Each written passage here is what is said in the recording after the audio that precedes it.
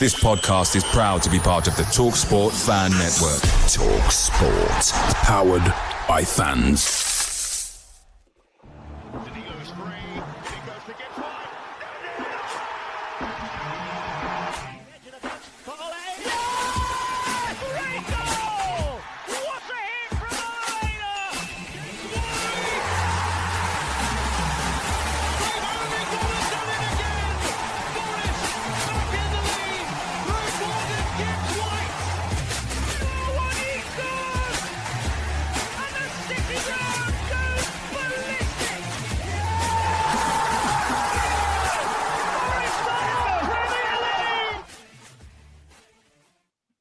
Hello and welcome back to Red Side of the Trent as Forest celebrate a 1-0 victory over Manchester United, a first double over Manchester United since 1992.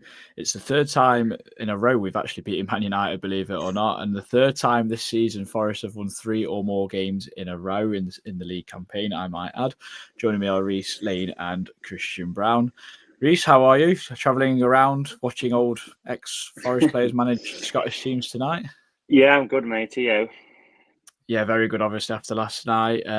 What's your thoughts and feelings coming away from the ground yesterday?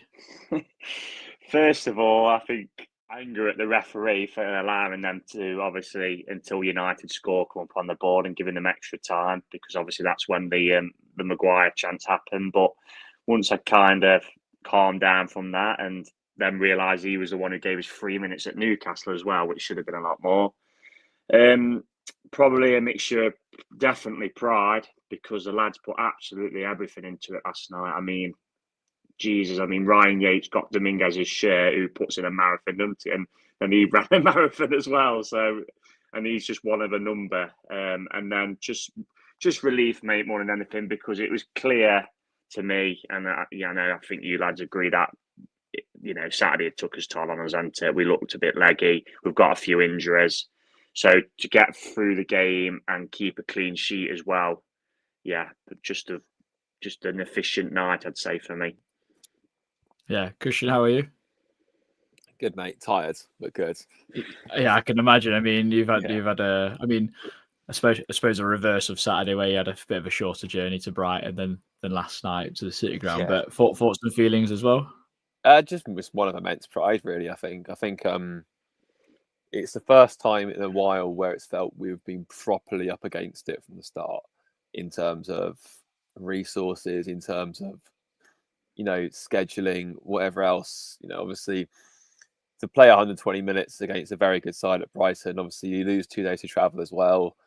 To conjure up that kind of determination, desire and want, despite all of that, was remarkable. I mean, I'm sure we'll come to it. You could see, like, within the first few minutes, those players were knackered, absolutely knackered. And, we were making, like, uncharacteristic mistakes. We weren't pressing well as a team. They were just popping it around us so easily. But we just dug in. And, whatever energy reserves or limits we had, we pushed through. And just to get over the line at the end, it's like, it was just, just immensely proud of them, because that took a lot of guts and courage to do that. And it's just very, very pleasing to see that. Yeah, I completely echo with that. I think yesterday was a pure heart and desire performance, personally, with that one bit of quality that we will talk about immensely, because it was superb from Anthony Elanga. And yeah, we'll get right into it. So Reece, team news come out as it emerged that Callum Hudson-Odoi wasn't left out because of an injury, but more down to personal reasons. And then so Danilo came in for him, and then the team was largely unchanged, I think. So it was Sells in goal, Ola Aina, normal back five, Ola Aina, Milenkovic, Murillo, Nico Williams. Ryan Yates stepped in for Nico Dominguez in midfield with Elliot Anderson. I'm getting words mixed up today, aren't I? And then obviously Elanga come back in because he didn't start at Brighton. Morgan Gibbs-White, Danilo, and Taiwo Wundy. What did you think of that team lineup before I butcher any more of what I'm going to say? Obviously, it was a concern, wasn't it? That Hudson-Odoi wasn't in it until I think it was his partner gone into labour quite early, and she said best of wishes to Callum and his family like with that. That's something that unfortunately can't be helped. You know, as much as we absolutely love football, there is more things to life than football. I guess the only slight surprise really is Danilo maybe coming in, and obviously Domingo dropping out. Personally, I thought it was, the other changes, Ryan Yates coming in. I thought it was his type of game last night because, a bigger team on paper than us are coming to the City Ground. I know we're better than United, but, reputational wise, Bruno Fernandes is going to get wound up if it's going badly for United, which obviously it did because we scored early. And then, Ryan Yates is a perfect guy to wind him up. And, he was exceptional last night, as we'll come on to. So, yeah, it kind of worked, didn't it? And sorry, I'm mixing words up. I said, yeah, it kind of worked. And then we just got to use that squad a bit more, haven't we, now? Because we have a few injuries, etc.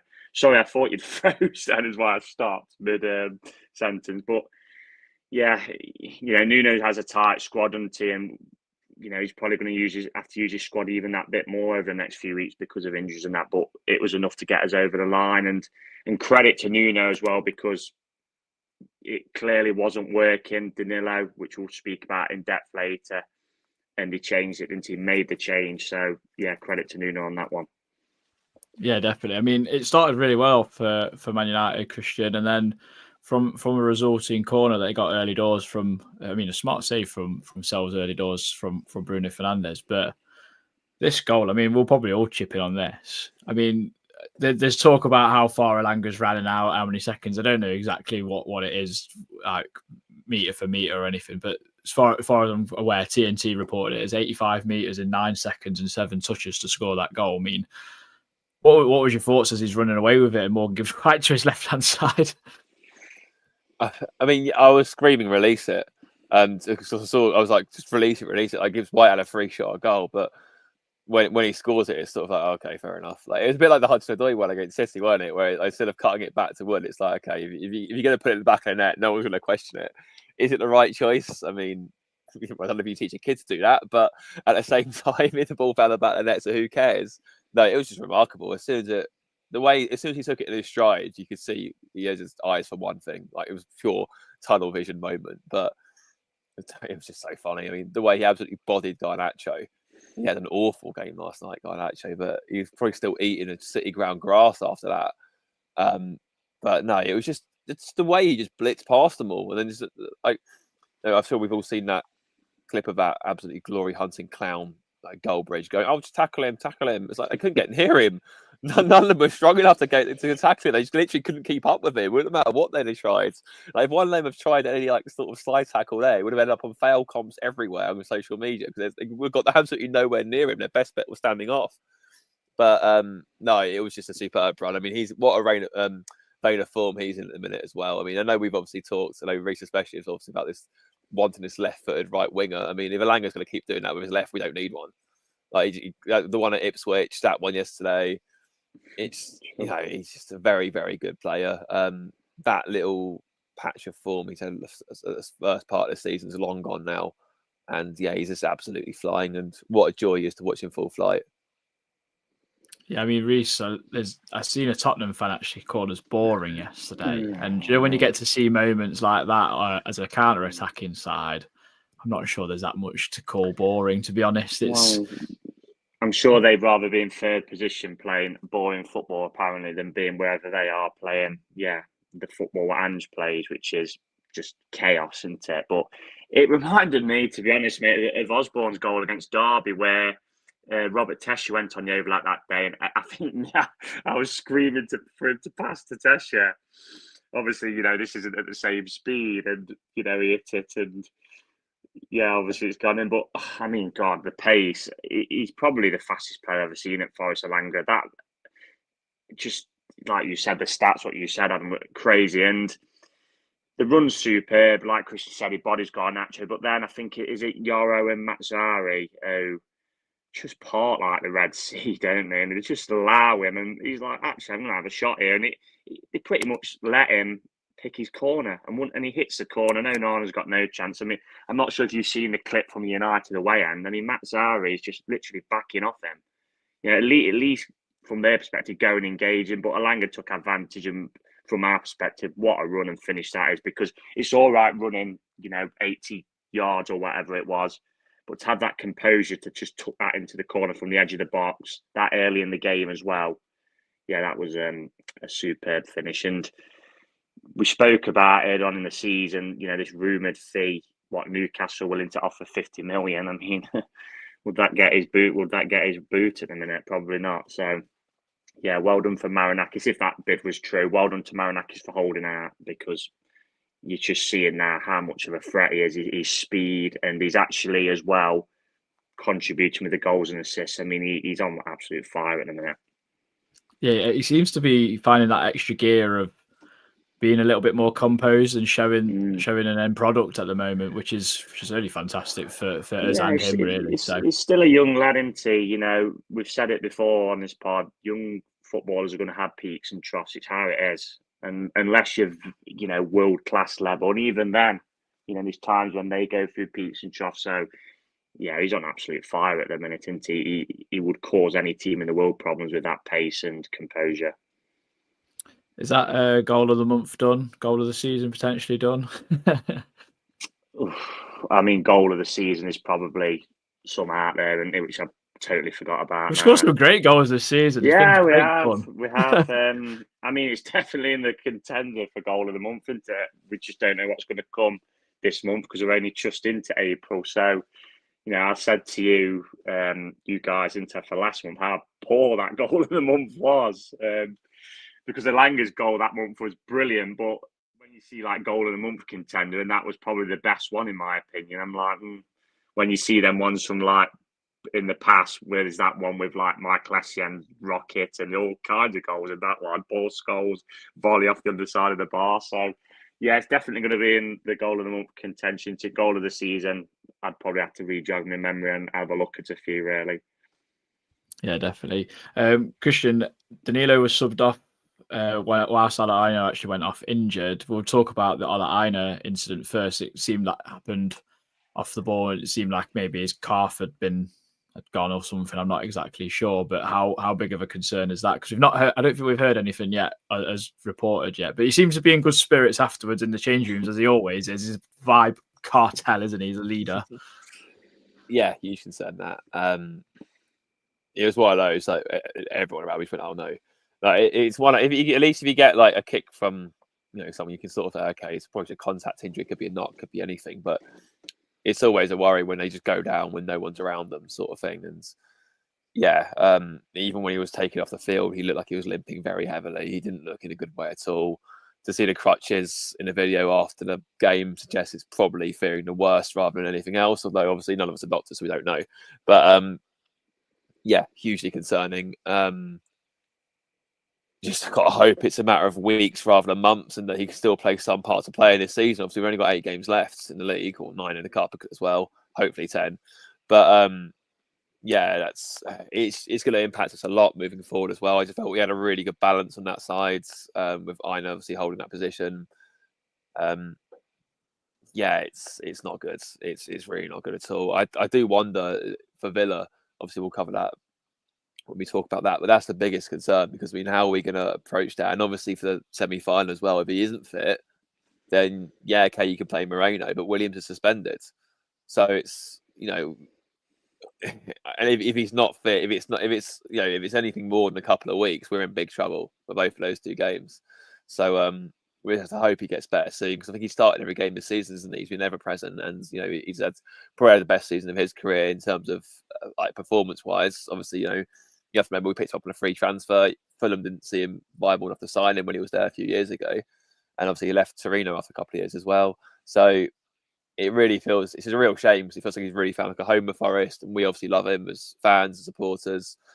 But yeah, I just hope that isn't anything serious, because that's when it's like that, it's never good, never good.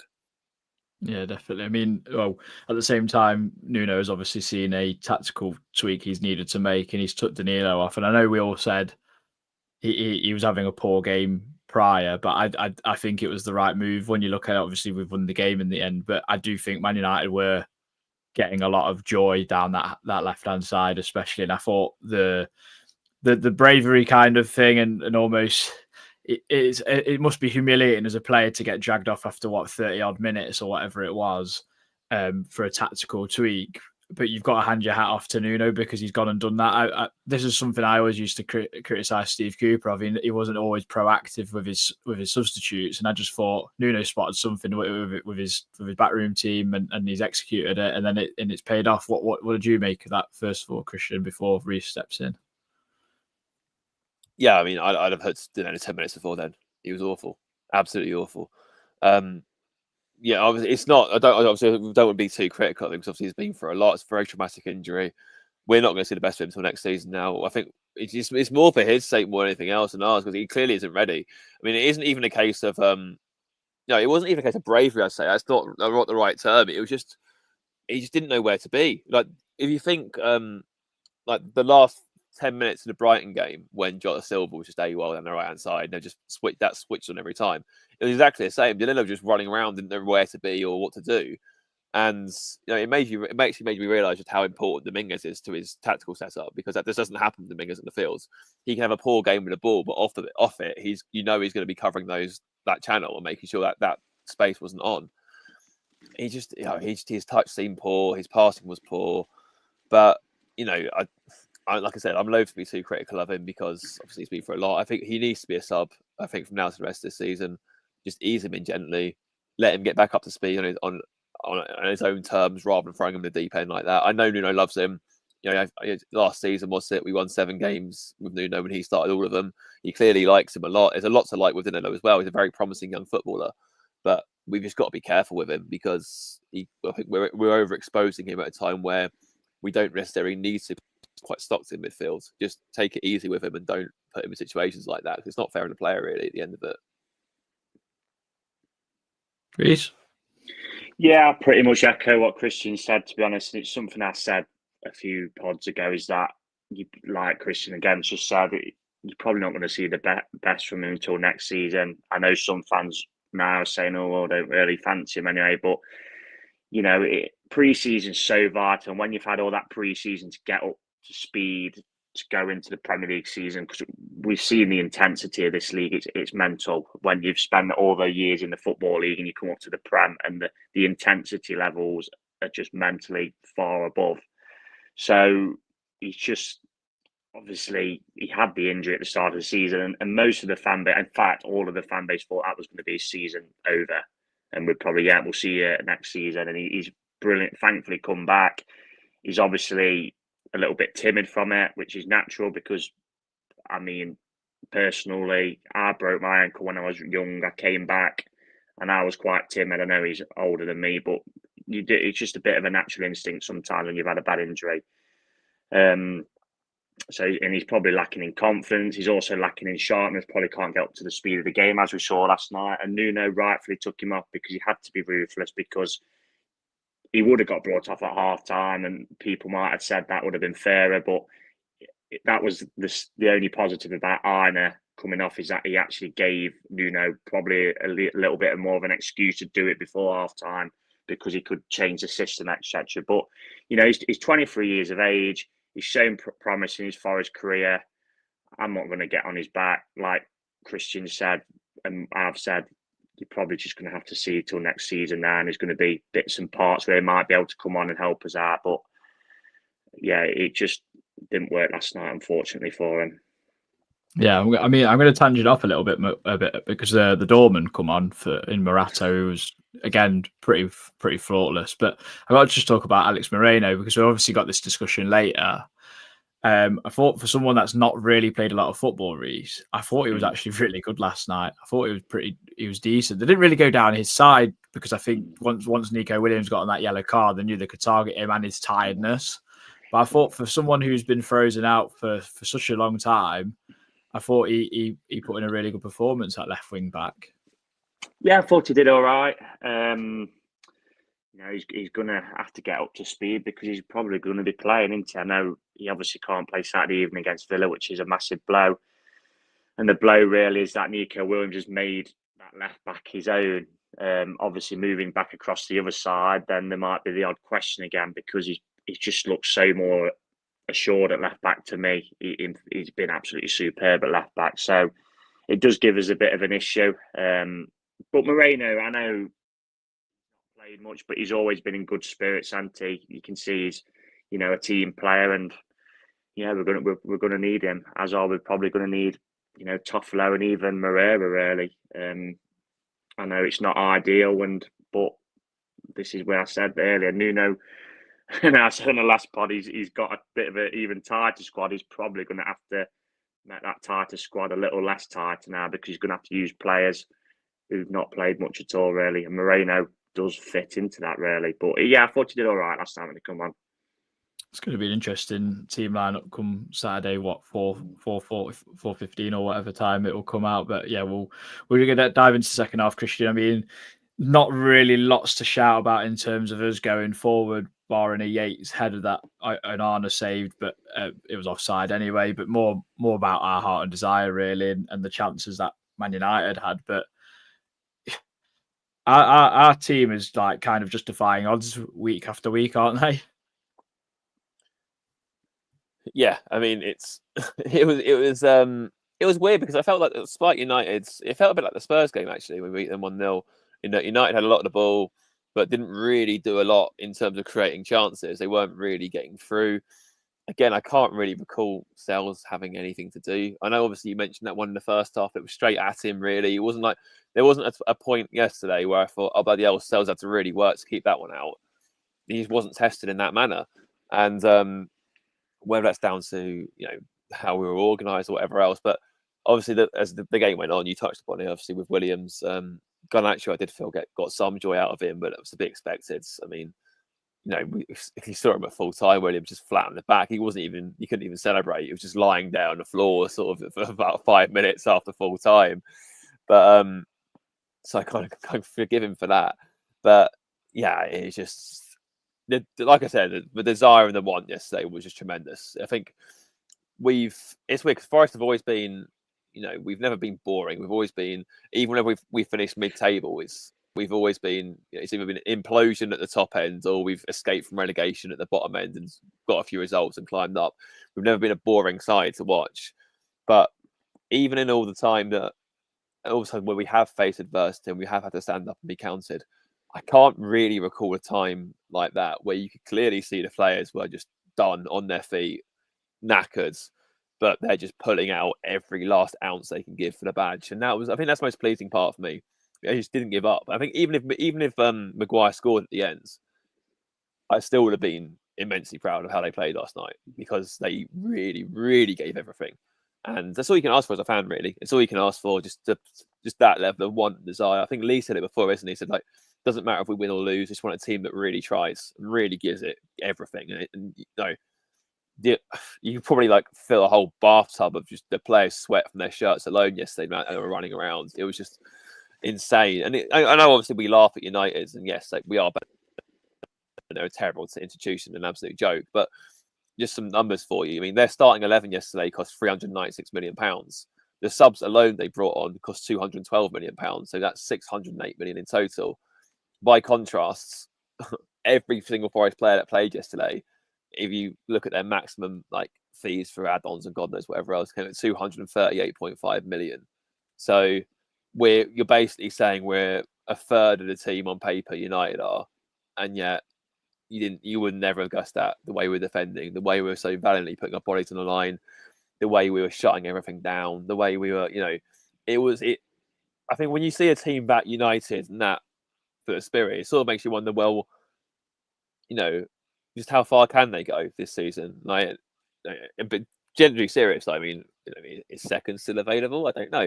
Maybe injuries curtail that slightly. Obviously, if Iron's out for a long period of time, but it's just so bizarre. This is just a lovely, lovely time to be a Forest fan. We've got a team that represents us perfectly on the fields. We play good football. We are exciting to watch. I don't care what that Spurs fan says, who's allergic to winning anything. Their own fans want them to lose a game last season. So who cares?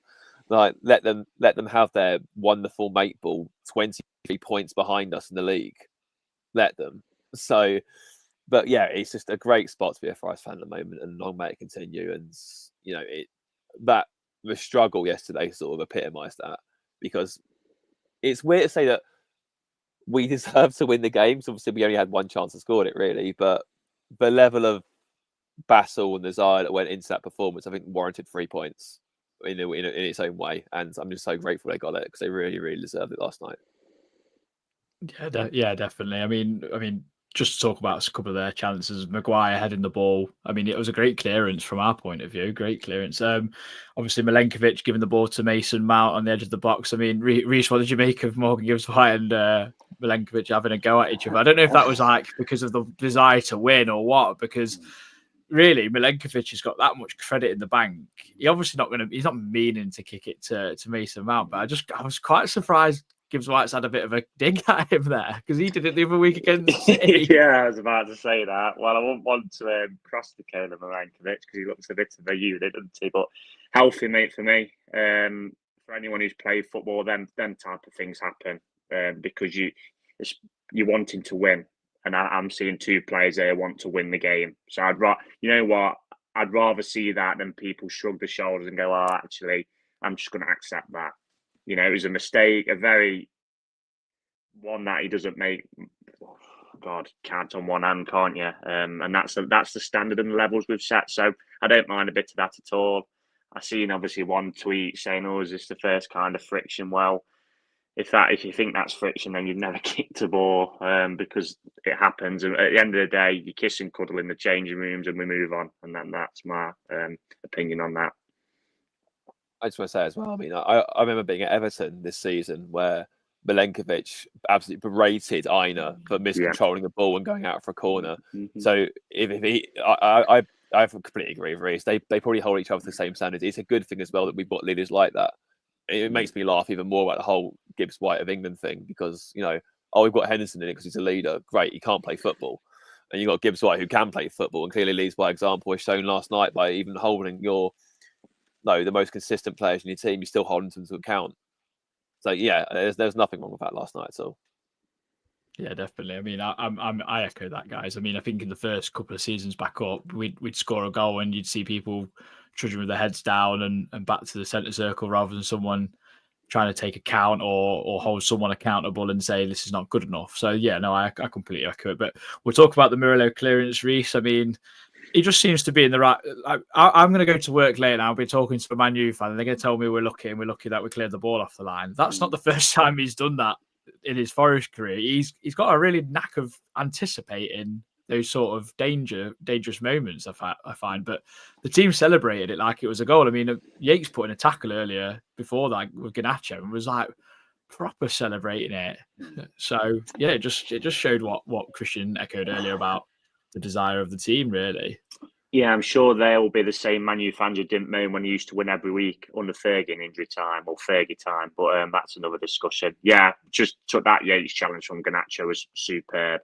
It just shows you what it means. And, like Nuno and Elanga said on Radio Nottingham after the game, that clearance at the end, that is as good as a goal. And that clearance has gained us 2 points last night.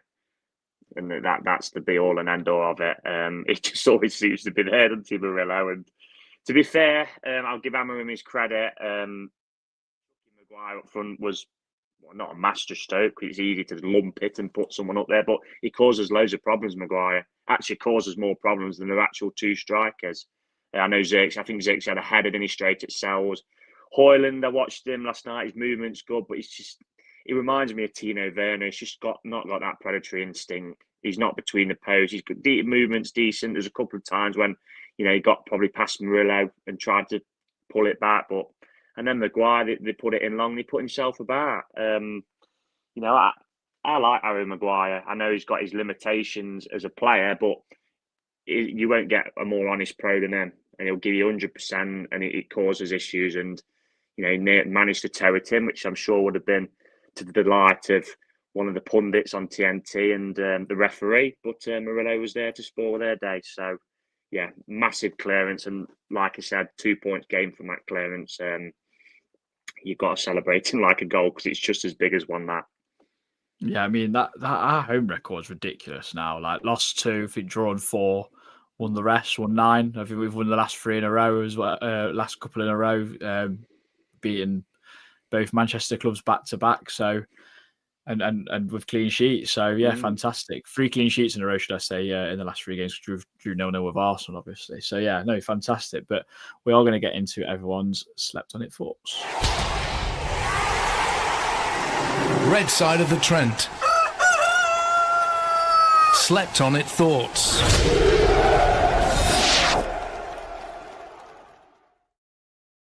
Now, Lee Clark has not sent me any, but someone who has is well. So I'm quite good mates with Chris Elmer from Forest All Over. Like, we talk quite a lot about it, and he's been panicking so much about this game because he absolutely hates Man United. And I don't know if you guys remember Ross Kemp doing that video when England scored. Against Colombia. Yeah.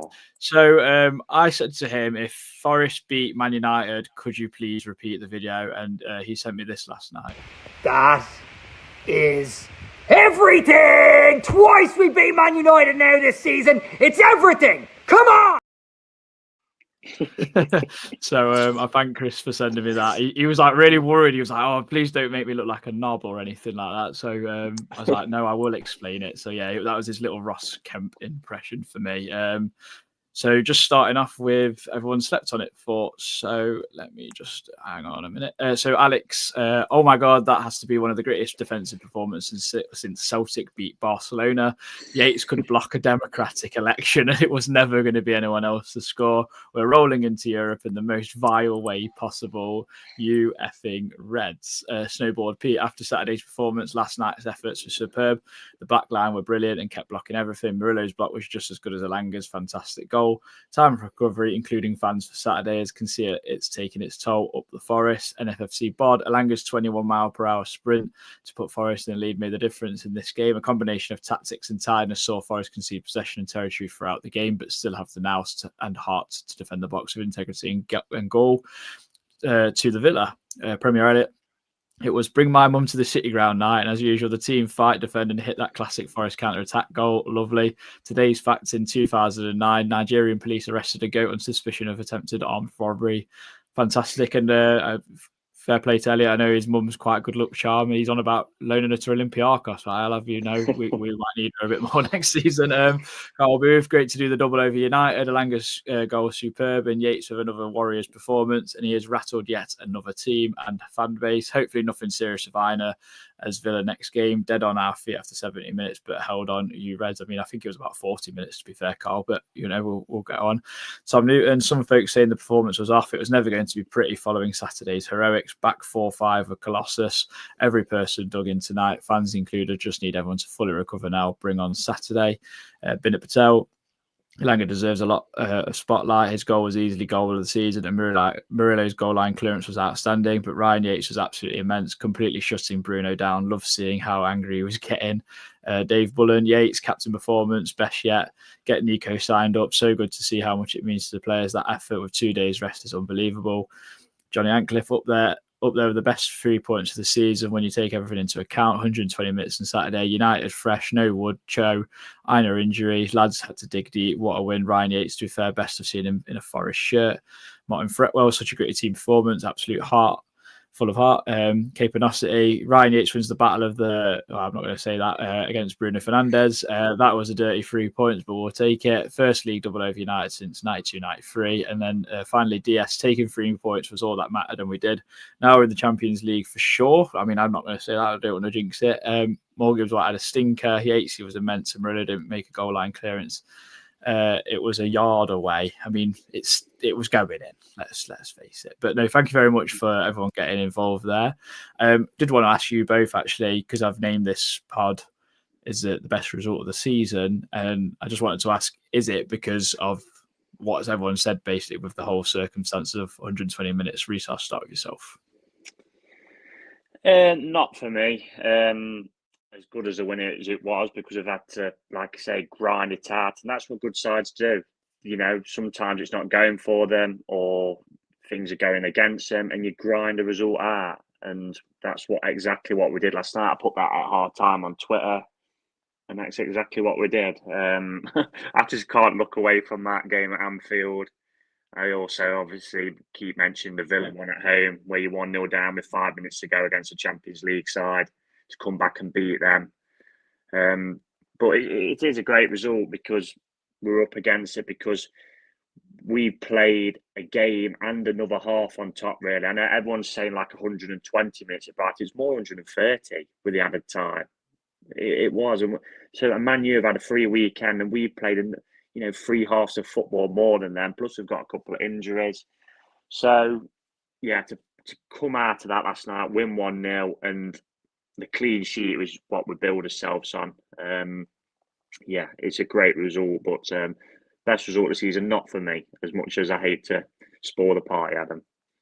That's all right. It's a matter of opinion. Christian, your thoughts on my question? Yeah, I agree with Reece. It's not the best result of the season for me. I will say that it's one of the most important ones, just because of the circumstances we were faced. I mean, like Reece said, 120, 130 minutes, a few days beforehand. You've got all the travel thrown into it as well. You've not got your full, you go to the pitch without your best striker, your best, your most attacking focal point, arguably in Hudson-Odoi. You still make it work though, and we did. I guess other detractors will say that, it's only 13th beaten, whatever else. But, we can only beat what's in front of us. We were dealt a very... and we end up hitting something in the river, to give you a poker analogy. So, yeah, it's a very important result, but not the best for me. No, again, I can't let the Hearts Liverpool one either, or the Villa one. Even the Brighton one, really, as well, considering we lost 5-0 the week before. We all needed a response, and got 1.5 there.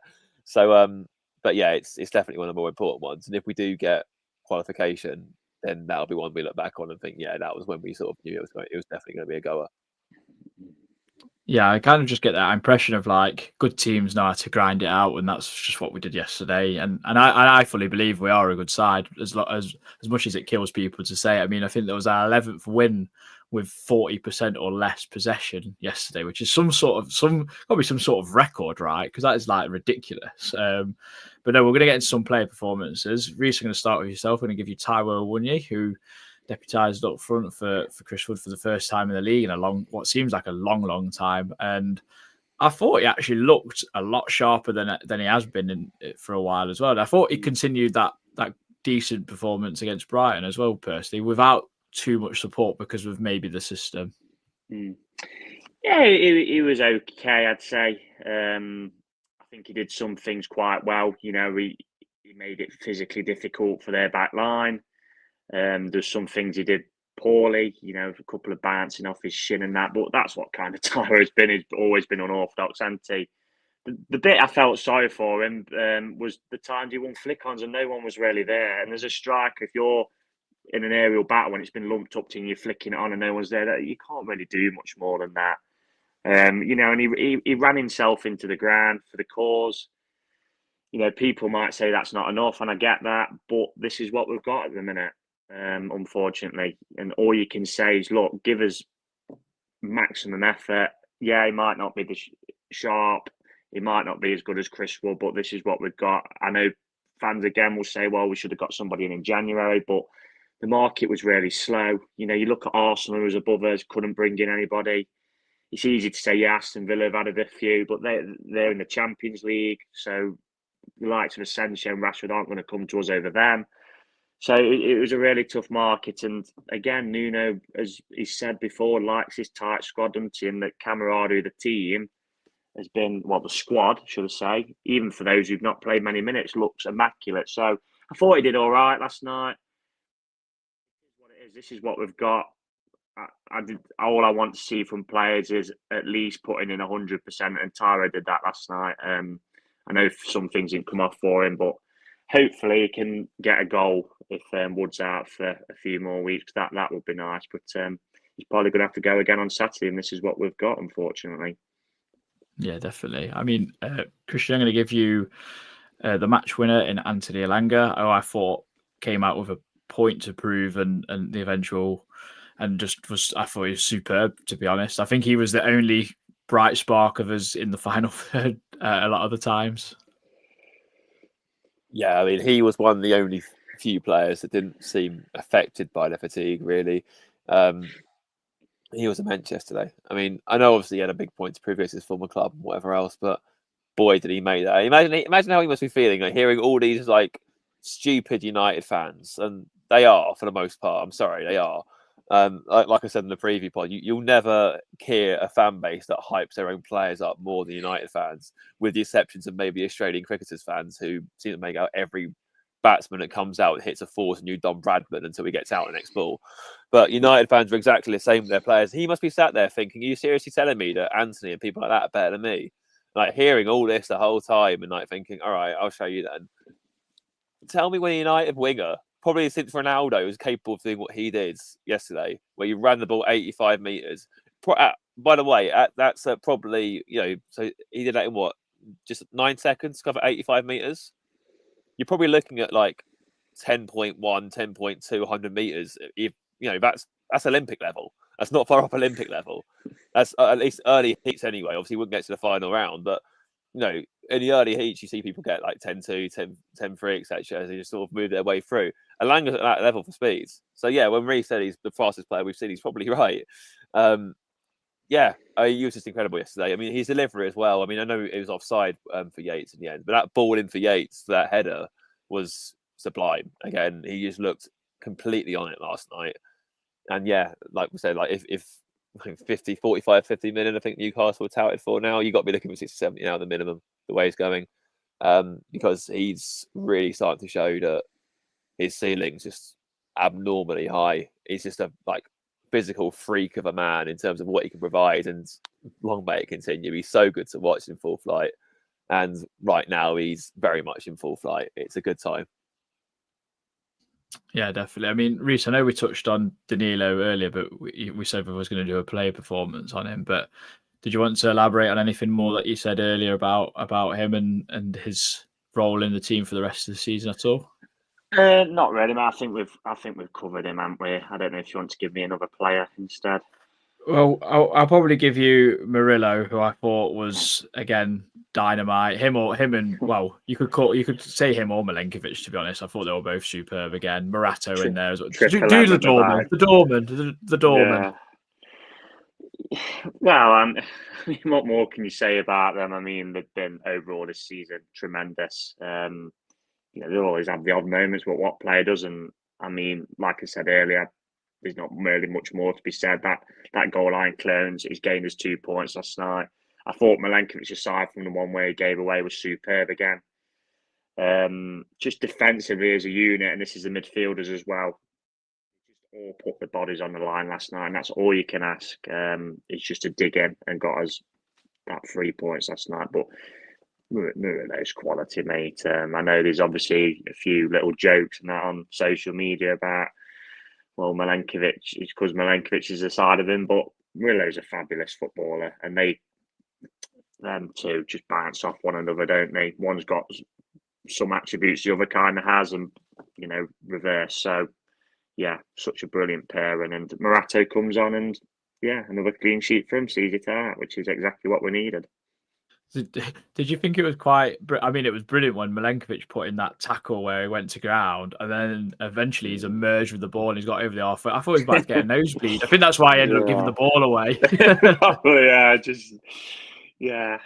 Which is something like more in Murillo's armour, isn't it? But as things stand, mate, I know we just touched on Murillo, but Milenkovic is probably, he is going to be my player of the season as it stands. Things can change because there's so many candidates, as I was speaking with Tom Ed earlier. There is so many candidates you could make a case for, but he'd be the one at the minute because he is literally transformed our defence, hasn't he? I know others have been brilliant at the back, like Nikos and Murillo, obviously, and Aina and Sells as well. You can't miss him out. But I just look at his organisation skills and that, and he what a signing that. Whoever scouted him and put his name on whoever's Marinakis' desk, what a signing. Give him a bonus because he has transformed the defence, no doubt about it. Yeah, definitely.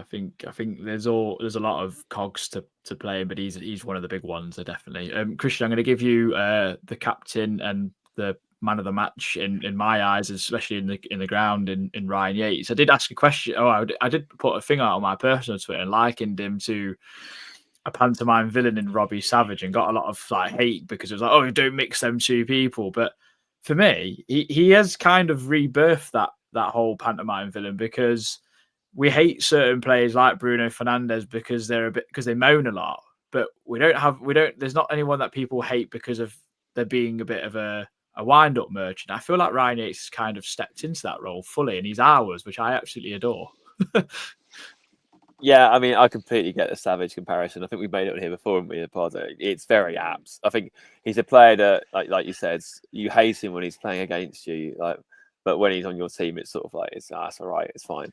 It's a bit like Joe Linton, isn't it? Like, we all can't stand Joe Linton, but if we had a player just smacking great player S out of everyone, just moving through the midfield, we'd be saying how great it was. So it's all perspective, isn't it? But no, Yates yesterday, I thought that again, there's a strong argument it's his best performance for the club.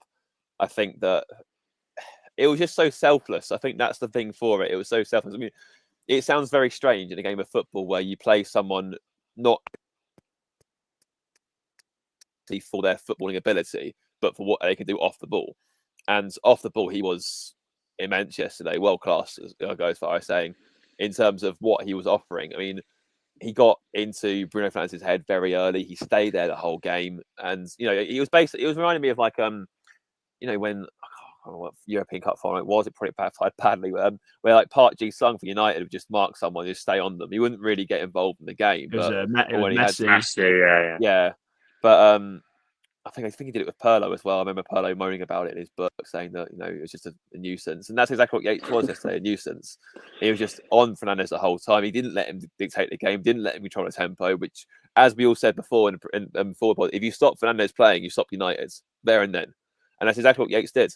And yeah, there were iffy moments. There was one moment in the first half where, under no pressure whatsoever, he passed it out for a corner to them, but I can sort of allow that because he wasn't in the team to, start passing movements or anything like that. All his job was yesterday was to keep their best player quiet. And he did that and so much more.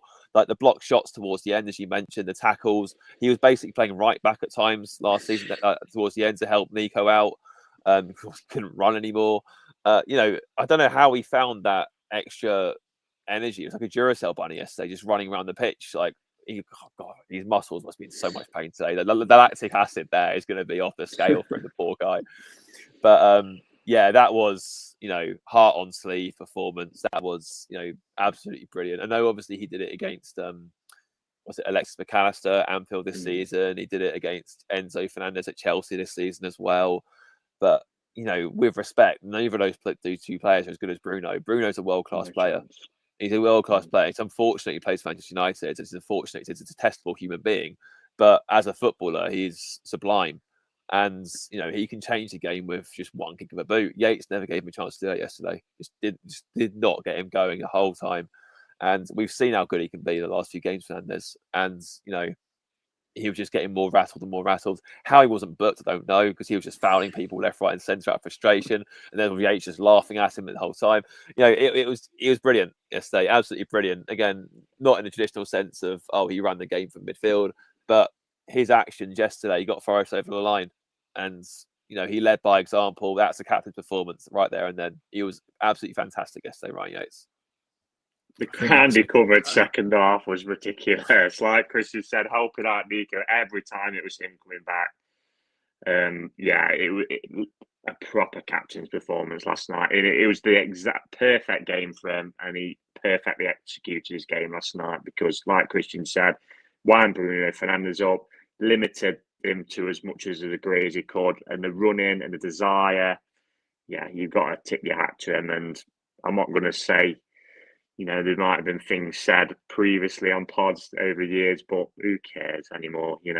You've got to just call it as it is, and he was absolutely fabulous last night. And there isn't many out there. I know someone messaged me about this, but there's not many out there all who doesn't recognise that Ryan Yates is an important member of this squad. It's just that sometimes people might prefer a different midfielder, but I actually thought it was Yates' type of game last night, and obviously Nuno agreed, and he was fabulous. Definitely man of the match. Two things I found hilarious about last night's game and to do with Ryan Yates is Reece Bet didn't come in, and it should have, because it should have come in like twice over with Bruno and Yates getting booked. But more aptly is how Casemiro lost his head for when he took him out, and he just started screaming at him. And I was like, "What on earth just happened? You fouled him, and then you're having a go at him." And I don't know if he must have said something to Casemiro to spark that reaction. Because he's just absolutely sort of wiped him out. You just couldn't. Yeah. It's just such a lovely lad off the pitch. So you just couldn't imagine him saying something like that, could you? On the pitch, I love taking in any Forest content after especially after the win. I was listening to Forest Focus. Paul Morley mentioned, or someone else. I can't remember who. Might have been Chief actually from Chicago, and he was saying the next match they pass, they need to have a POV camera and him mic'd up to see what he does, because like you say, he comes across so nicely, but he must be doing something. Apparently, my Mason, who's been on here, was saying against Brighton, he was just walking past Brighton players, just giving them a shoulder in just willy nilly and just trying to wind everyone up, like he's trying to do it to Estepinian and everyone else. And I think maybe he's just doing that, just running around telling people the crap, even though he's not the best footballer himself. That's why your analogy, I agree with Christian. I understood your analogy with the Savage links. You know, Savage was a decent player because he played in the Premier League most of his career, so he must have been a decent player. But I remember when he come to Derby that first season, obviously all with the scarf and that, where we played them 4 times and we lost to them twice at the City Ground, and he drive you insane, Savage, because it'd have been the exact same. But if someone would have said to him, "Do you want him in our squad?" you'd have been like, "Absolutely," because that's sometimes in some games of football, that's what you need. Yates strikes me, and this is something Robbie Savage said on a podcast actually, right? He said he'd go and do hamstring stretches where he really bending to touch his toes, and he says if he didn't get no abuse, he says he couldn't play. And I just feel like that's how Yates kind of operates. He feeds off the hate from not only our own family, it's not hate, but disliking into his footballing ability, and then the absolute hatred he does get off opposition fans, because you type his name in and honestly it is every name under the sun if you go on Twitter, and I live for it because it's so funny that he's just in everyone's head rent free, like the Onslaught song, just in your head. To everyone, it's just proved people wrong, time and time again. I mean, you've got to bloody hand it to the lad, because let's be honest, under Chris Hughton, and when you see him like Yates in that team, could you imagine him playing for the side and captaining the side, who's now in the FA Cup semi-final, 3rd in the Premier League? You'd have probably been, I know some fans will say, I could see it. Well, fair enough, but I would have said you was off your rocker at the time. I'm happy to be proven wrong, because, he's like I said earlier, he's an important member of the squad, and he's a captain, and he's come through the academy, and he's the one, along with Morgan as well, and Milenkovic, who isn't a captain, who sets the standards what it means to play for Nottingham Forest. And that it showed last night, because, like Christian said, he put his body on the line, and the rest of them followed suit. They just put everything into last night just to get us over that line, and that's why we deserved that Murillo moment at the end. Because I agree with you, Adam. If you look at the stats, you probably think, United should have got a result out of that. But in terms of sheer work rate, we deserved that last night. Yeah, 100%. We'll get into Villa now, because we have got a bit of a debate to have with what we're going to do at fullback, because we don't know what the extent of Ida's injury. We're going to pretty much rule him out now. But Christian, what would you do in that situation? I think Callum Hudson-Odoi should be back. That should be no problem. Dominguez should probably be fit enough to start if Nuno wants to choose him. But Alex Moreno can't play, so do you put Morata at left back? Do you put Murillo at left back, Toffolo, and play a back 5? What would you do?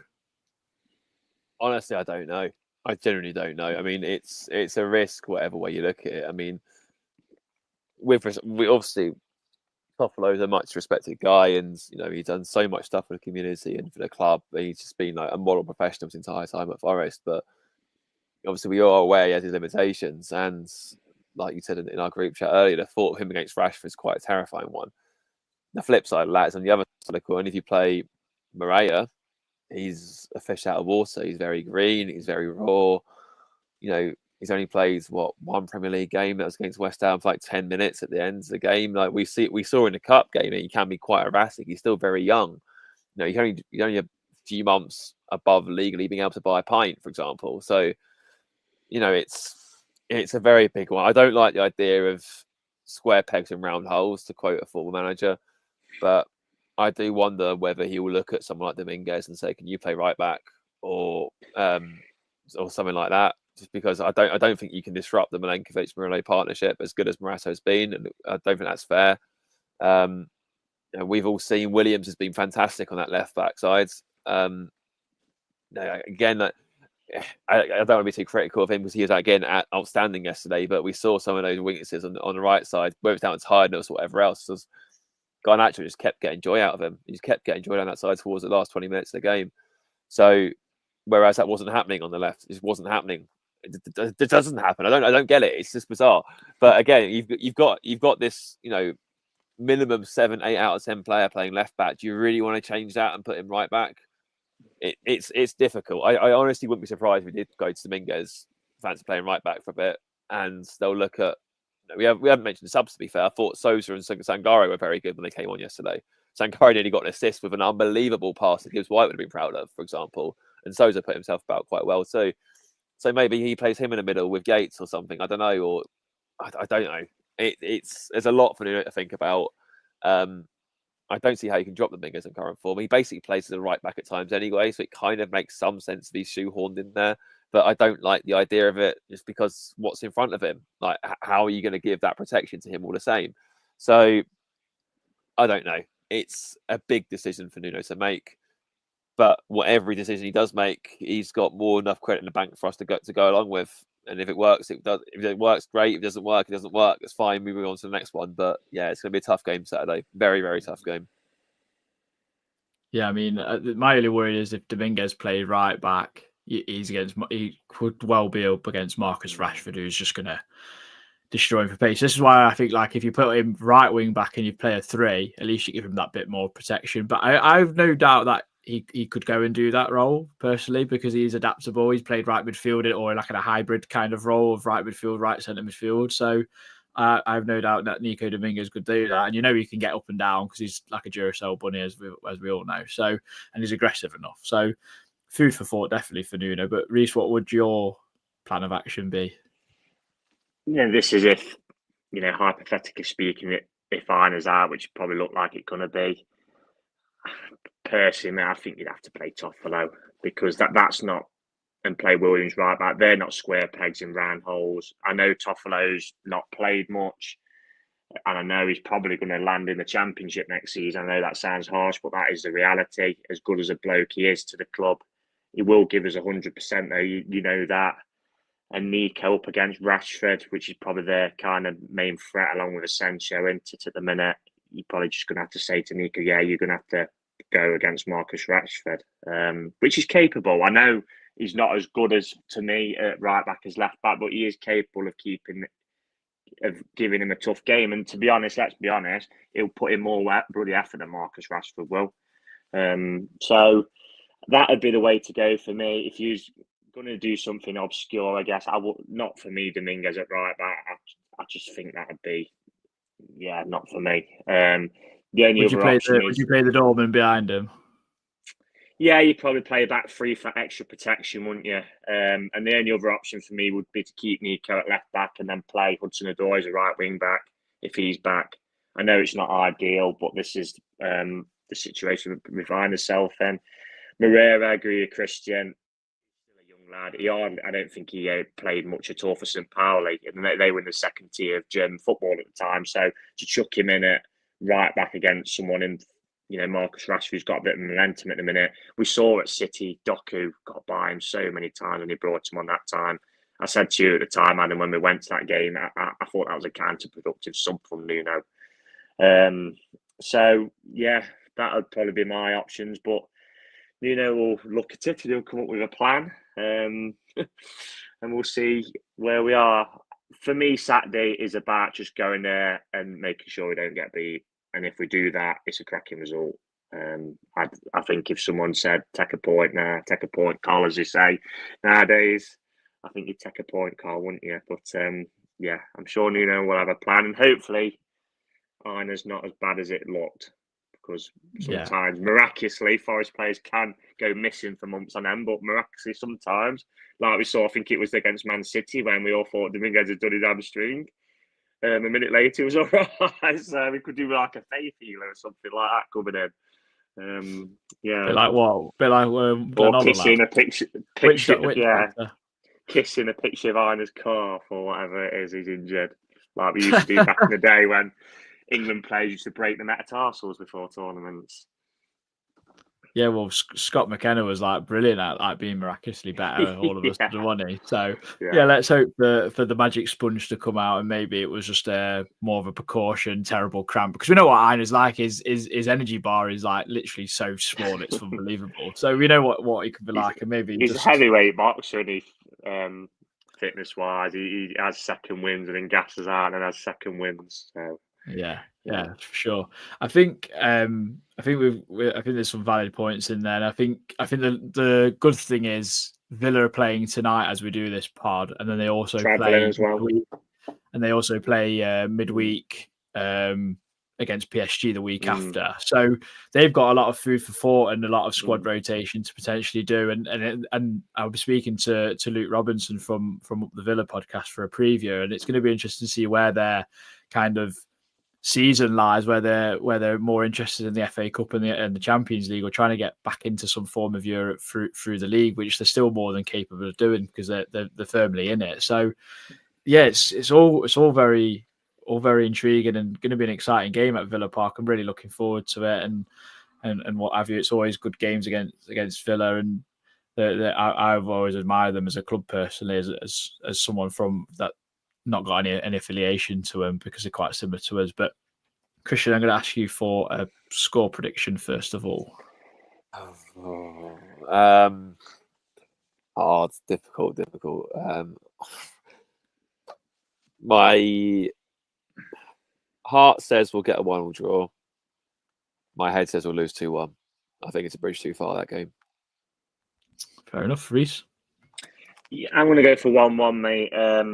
Because I thought you made the points what I was going to make when you asked me a prediction. That PSG game, they'll have one eye on that, because that's the biggest game in their modern history. Let's be honest, unless you want to count the playoff finals when they come up from the Championship, because I think they had a few financial issues, didn't they? But since they've been as a Premier League club, definitely. So 1-1. If we can come away from Villa Park Saturday evening with a point, that'd be a tremendous result, in my opinion. But with this team, mate, honestly, if Forest were to go there and pull a rabbit out of the hat on Saturday, it wouldn't surprise you. It wouldn't, because they're just capable of doing it. But it's just, and if we had a full fit team, I'd actually predict us to win Saturday. But it's just because them niggly injuries, etc., and we're a bit depleted, is why I'm going to say a draw, which would be a good result. Fair enough. Just to finish off, Patch Adams. I mean, I don't think it's his real name. He's put this actually. So Saul Anderson play left wing back for Newcastle versus Spurs when they won 4-0 and got man of the match. So that's also an option. I mean, that's the beauty of Elliot Anderson. He can play in a few different positions. So maybe that's something. But he's also played a lot of football in the last few days. So, sorry, Patch, but as Fergie says, it's Spurs. Brilliant. But no, I'm going to go for a draw. I think it might be a 0-0, hopefully. I think that's maybe the best we can hope for with a makeshift kind of fullback area. But like you said, Reese, this team keeps surprising us all the time. We can go there and win, mate. I won't put it past them. I know we've got injuries, but we are capable. Because, like I said, they'll have that eye on that PSG game. Is it in Paris or at Villa, that first leg, do you know? I'll just quickly double check, but they're travelling down to Brighton tonight, so they're going to have that's a massive game down there, because they're both vying, aren't they?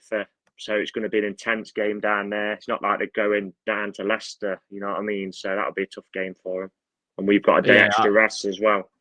Absolutely, they play at home. They play at home to PSG. So but yeah, like you say, they've definitely got one eye on that, because they're going well in that game this season in that competition, and they'll want to win that home game for sure to give them a good chance to go through in Paris. So I'll speak to Luke tomorrow. We'll get that preview out for Friday, and I'm sure we'll learn a bit more about what's happening. And yes, there could be some fixtures in games that go our way tonight. I mean, let me just. I think I'll just.